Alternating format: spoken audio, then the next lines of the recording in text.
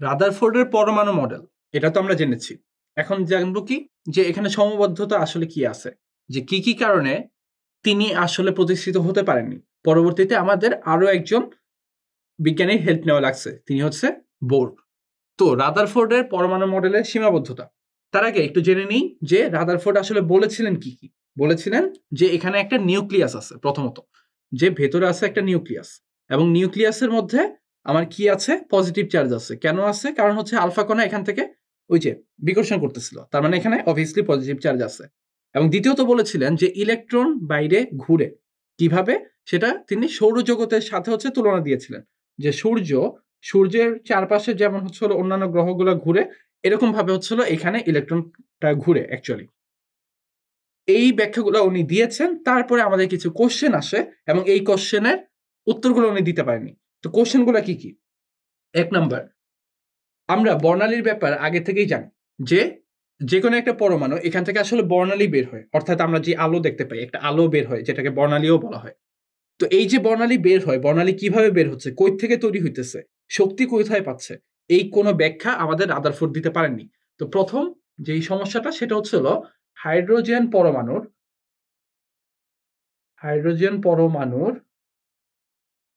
বর্ণালীর ব্যাখ্যা বর্ণালীর ব্যাখ্যা তিনি হচ্ছিল হাইড্রোজেন পরমাণুর বর্ণালীর ব্যাখ্যা দিতে পারেননি।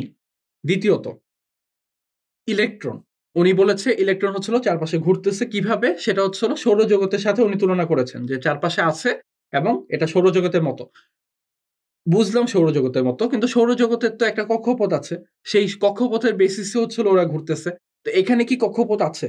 যদি থেকে থাকে ওইটার আকার কেমন, ওইটার আকৃতি কেমন, এইসব কিচ্ছু কিন্তু আমাদের রাদারফোর্ড বলে নেই। তাহলে দ্বিতীয় যে প্রবলেমটা বা দ্বিতীয় যে ড্রব্যাক বা সীমাবদ্ধতা, সেটা হচ্ছে হলো আমাদের যে ইলেকট্রনের কক্ষপথ, এটার আকার আকৃতি তিনি বলতে পারেননি। সো ইলেকট্রন এর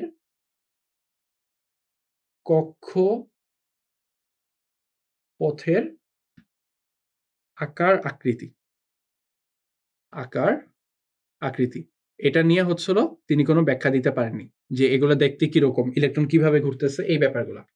তৃতীয়ত, সৌরজগতের চারপাশে গ্রহ ঘুরতেছে, এরকম একটা ব্যাখ্যা আছে যে কোনো একটা সেন্টারকে কেন্দ্র করে যদি কেউ ঘোরা শুরু করে এবং তার মধ্যে যদি অ্যাক্সেলারেশন থাকে অর্থাৎ ত্বরণ থাকে, তাহলে কি হবে, কোনো এক সময় ঘুরতে ঘুরতে সে হচ্ছিল শক্তি বিকিরণ করতে থাকবে, এবং বিকিরণ করতে করতে এই নিউক্লিয়াসে অর্থাৎ মাঝখানে এসে পড়ে থাকবে সেন্টারে। তাই যদি হয়ে থাকে, তাহলে এখানেও তো সেম জিনিস, ইলেকট্রন যেহেতু চারপাশে ঘুরতেছে, ওর একটা শক্তি আছে, ওর একটা ত্বরণ আছে, তাহলে ঘুরতে ঘুরতে একসময় দেখা যাবে যে এটা এসে নিউক্লিয়াসে পড়ে আছে। আর নিউক্লিয়াসে যখন পড়ে যাবে তখন কিন্তু এটার স্টেবল থাকবে না, এটা কি হয়ে যাবে, এটা হয়ে যাবে হচ্ছে আনস্টেবল। এবং আনস্টেবল হয়ে গেলে সে কিন্তু আর পরমাণু নিরপেক্ষ থাকলো না, ও কিন্তু এখন স্টেবল হওয়ার জন্য যা যা করা দরকার ও সবকিছু করতে থাকবে। কিন্তু আমরা কি জানি পরমাণু নিরপেক্ষ, তাইলে এটা তো সম্ভব না। তো এটার তো একটা ব্যাখ্যা দেওয়া দরকার, সেটা রাদারফোর্ড দিতে পারেনি। আমরা মাত্র যেটা বললাম যে এই বস্তুটা শক্তি বিকিরণ করতে করতে এসে মাঝখানে এসে পৌঁছায়, তো এটা কে দেন, এটা হচ্ছে ম্যাক্সওয়েল। তো ম্যাক্সওয়েলের এই তত্ত্ব দেওয়ার পরে আমাদের এখানে কোশ্চেন আসে যে হচ্ছে হলো যে ইলেকট্রন তো তাহলে এখানে এসে নিচে পড়ে যাবে, পড়ে থাকলে তো এটা আনস্টেবল হয়ে গেল, তাহলে এটার কোনো ব্যাখ্যা আছে কিনা, এটার কোনো ব্যাখ্যা রাদারফোর্ড দিতে পারেনি। তো এটাকে বলা হয়েছে ম্যাক্সওয়েলের তত্ত্ব। তো ম্যাক্সওয়েলের তত্ত্বের কোনো ব্যাখ্যা রাদারফোর্ড দিতে পারেনি, তাহলে আমরা বলবো হচ্ছে হলো ম্যাক্সওয়েলের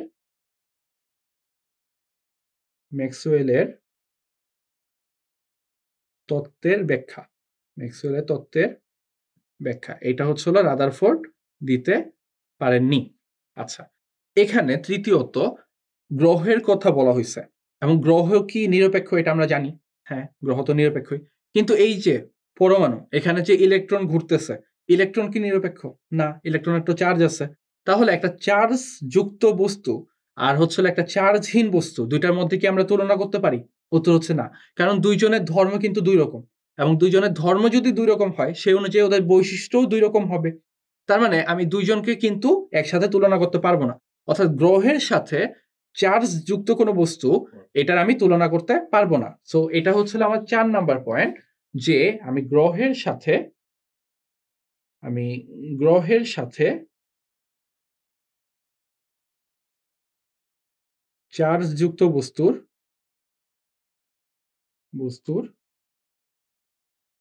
তুলনা করতে পারবো না, কিন্তু উনি সেটা তুলনা করেছেন। তুলনা করেছেন, যেটা আসলে সম্ভব না। তো এটা হচ্ছিল ওনার চতুর্থ প্রবলেম, যে আমাদের হঠাৎ করে মাথায় আসলো গ্রহ হচ্ছে চার্জহীন, কিন্তু ইলেকট্রন হচ্ছে চার্জযুক্ত, নেগেটিভ চার্জযুক্ত। তাহলে এদের মধ্যে আমি কিভাবে তুলনা করতে পারি? দুইজন তো দুই ধরনের। ওকে কেউ একজন আকর্ষণও করতে পারে, কেউ বিকর্ষণও করতে পারে। এই ধরনের কিছু চাপ ওর মধ্যে থাকতে পারে, কারণ আমরা জানি মাঝখানে হচ্ছে হলো প্লাস আছে। তাহলে আকর্ষণ হইতে পারে বা অন্য পাশ থেকে বিকর্ষণ হইতে পারে, কিছু না কিছু হইতেই পারে। এইটার ব্যাখ্যা তিনি আসলে দেননি। এবং ৫ নাম্বারে হচ্ছে হলো ইলেকট্রন কক্ষপথের ব্যাখ্যা তো দেনইনি, তার সাথে ইলেকট্রন আমরা কি জানি কোয়ান্টাম থেকে, যে ইলেকট্রন বিভিন্নভাবে আসলে নিজের মধ্যে স্পিন করে, যেমনটা গ্রহের ক্ষেত্রে হয়, পৃথিবী নিজেও ঘুরতেছে আবার সূর্যকে কেন্দ্র করেও ঘুরতেছে। তো ইলেকট্রনের ক্ষেত্রে এরকম কিছু হয় কিনা, অর্থাৎ নিউক্লিয়াসকে কেন্দ্র করে ইলেকট্রন আসলে কিভাবে ঘুরতেছে, সেটা তিনি ব্যাখ্যা দিতে পারেননি। যদিও গ্রহের সাথে তুলনা করেছেন, কিন্তু ঠিকভাবে আসলে তুলনাও তিনি করেননি। ৫ নম্বর পয়েন্টটা কি, যে ইলেকট্রন কিভাবে পরিক্রমণ করছে, পরিক্রমণ করছে, এটার ব্যাখ্যাও তিনি দিতে পারেননি। সো আমরা একটু ফাইনাল রিক্যাপ দিই, যে প্রথমত হাইড্রোজেন পরমাণুর বর্ণালী ব্যাখ্যা, এটা তিনি দিতে পারেননি। দ্বিতীয়ত ইলেকট্রনের সাথে কক্ষপথের আকার আকৃতি, ইলেকট্রনের কক্ষপথ কিরকম হবে, এটার ব্যাপারেও তিনি কিছু বলেননি। তৃতীয়ত ম্যাক্সওয়েলের যেই ব্যাখ্যাটা ছিল, যে শক্তি বিকিরণ করতে করতে সে হচ্ছিল একবারে নিচে এসে পৌঁছাবে, এইটারও কোনো ব্যাখ্যা তিনি দিতে পারেননি। এরপরে চার্জযুক্ত চার্জহীন এই দুইটার মধ্যে কিভাবে তিনি তুলনা করেছেন, এটা একটা ভুল তুলনা, তো এটাও হচ্ছে ওনার একটা ড্রব্যাক। এবং পঞ্চমত ইলেকট্রন আসলে কিভাবে পরিভ্রমণ করতেছে, এইটাও তিনি ব্যাখ্যা দিতে পারেননি।